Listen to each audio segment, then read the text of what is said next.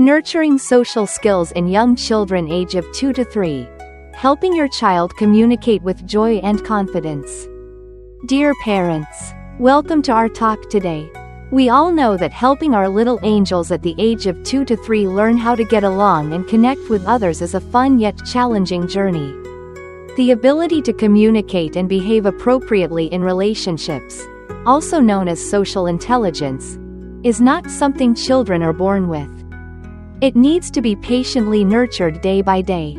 So how can we support our children in developing this essential skill? In today's session, we'll explore 3 important steps. First, helping children learn to manage their own emotions. Second, fostering empathy for others. And finally, guiding children to express their needs and feelings in a healthy way that doesn't hurt others. Let's begin this journey to help our children become more confident and happy in their social relationships. The importance of social intelligence. Why are these skills so important? Especially at the age of 2 to 3? Have you noticed that toddlers at this age often want to play happily with their friends, but are sometimes held back by fears or desires? Their minds might be filled with questions like, is that friend going to take my toy? I need to get that truck before anyone else does. Or, will mom scold me if I tell that kid to go away?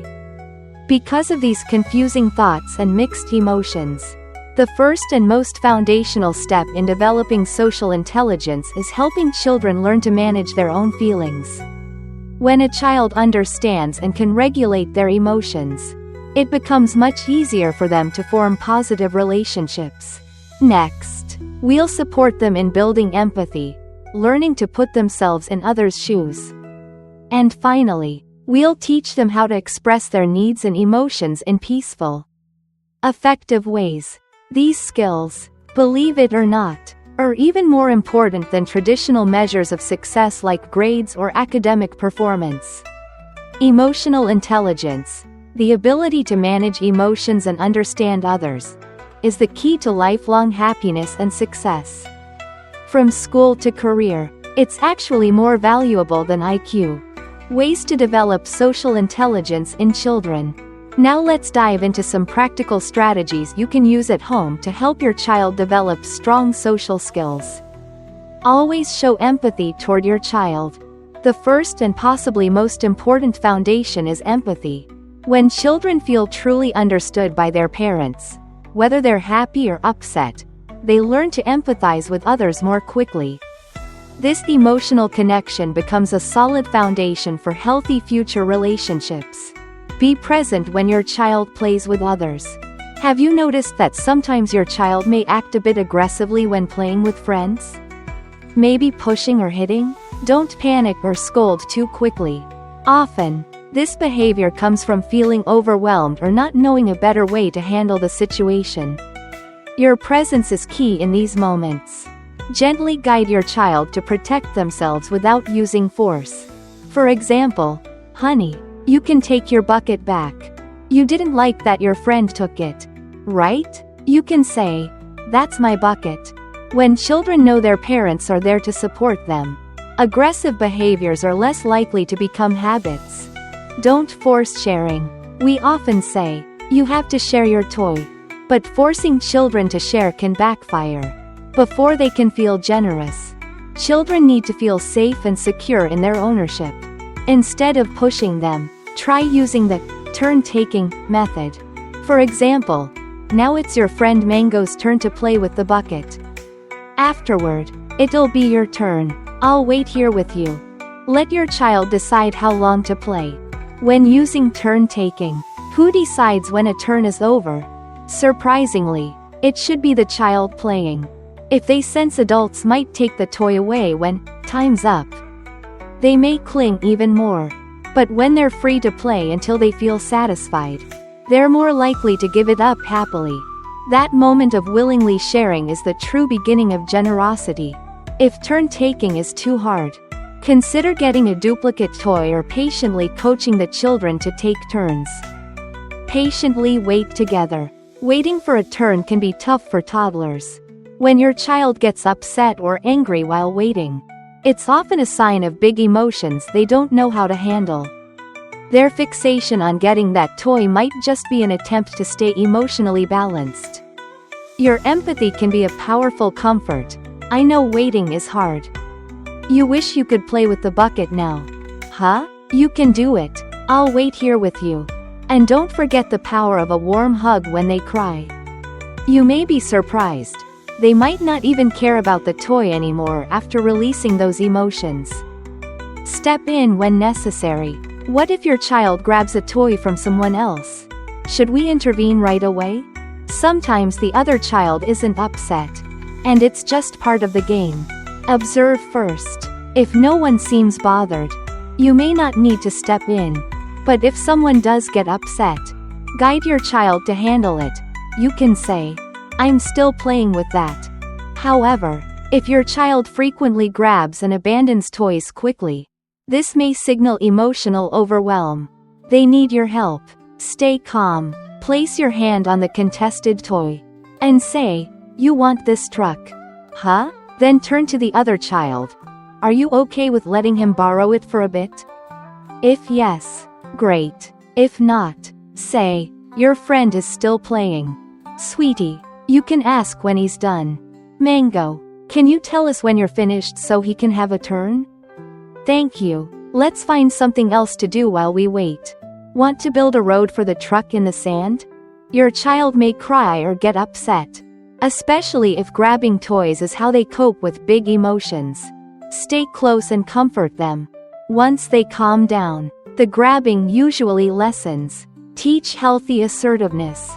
If your child is often on the receiving end, having toys taken and feeling sad, teach them to stand up for themselves kindly. Say, "You're not ready to give that toy yet. Are you?" You can say, "I'm still playing with it." Practice these scenarios at home with stuffed animals, until your child can express it themselves. Be their voice during playdates. Focus on positive impact, not just praise. Saying, "You're such a good kid for sharing," may seem helpful, but research shows it's not very effective long term. It may lead to more sharing, but mostly when adults are watching. Instead, highlight the positive impact of their actions. Look how happy Mango is to play with your train. When sharing is their choice, children experience the joy of giving more deeply. That's the best lesson in generosity. Prepare emotionally before playdates. Before friends come over, a little chat can make a big difference. Explain that just like they want to play with toys at other kids' houses, friends may want to play with their toys too. Also, allow them to set aside special toys they're not ready to share. This helps them feel secure. Set clear limits for hurtful behavior. All emotions are valid, but behaviors have boundaries. Children can feel angry, but they can't hit or hurt others. Teach them safe ways to express anger. Can you tell me how mad you feel without hurting anyone? Let's go tell Mango you're upset. I'll help you. You can shout, "No," and stomp your feet. Call out, "Mom," and I'll come. Everyone is responsible for their actions. Our role is to guide them, not punish them, toward healthy self-control. Punishment often increases aggression instead of reducing it. Help your child name their feelings. One powerful tool parents can use daily is helping children name their emotions. This teaches their brains to process feelings with words instead of actions. Try saying, "That dog barked really loud, it scared you. Didn't it? But you're safe here with me." Or, "You worked so hard on that tower and it fell, so frustrating." Huh? One exception. If your child is in the middle of a big meltdown, too many words may overwhelm them. In that case, prioritize calming them and talk later. Empathy must come before labeling emotions. The goal is to help your child feel understood, not judged. Look deeper into anger. Anger often masks deeper feelings like hurt or fear. Helping children identify these underlying emotions can be more effective than simply saying, "You're angry." Try, "You're mad. I think it's because you felt hurt when your friend didn't want to play." Understand the stage of parallel play. Worried that your child just plays next to other kids? Not with them? Don't be. This is a normal developmental stage called parallel play. It helps toddlers feel comfortable around peers before they're ready to interact more directly. It's their own way of connecting. Introduce the concept of others' feelings. Even from a young age, we can plant the seeds of empathy. Gently point out others' emotions. Look at Mango, he's crying. I think he's sad. Or, that kid looks angry.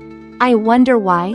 Your calmness is key. Among all these methods, one thing matters more than anything else: your calmness. Research shows that a parent's ability to stay calm is one of the most important factors in helping children regulate emotions. Kids need to see us as a safe harbor in their emotional storms. When we stay calm and soothe them, they learn to do the same. That's the foundation of emotional regulation.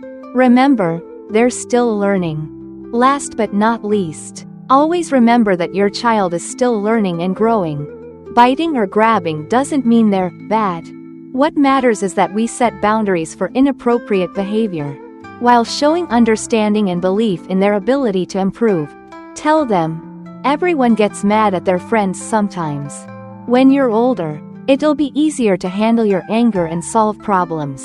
Your child needs to hear from you that making mistakes doesn't make them a bad person. Closing message. Nurturing social intelligence in children requires patience, love, and lots of empathy from parents.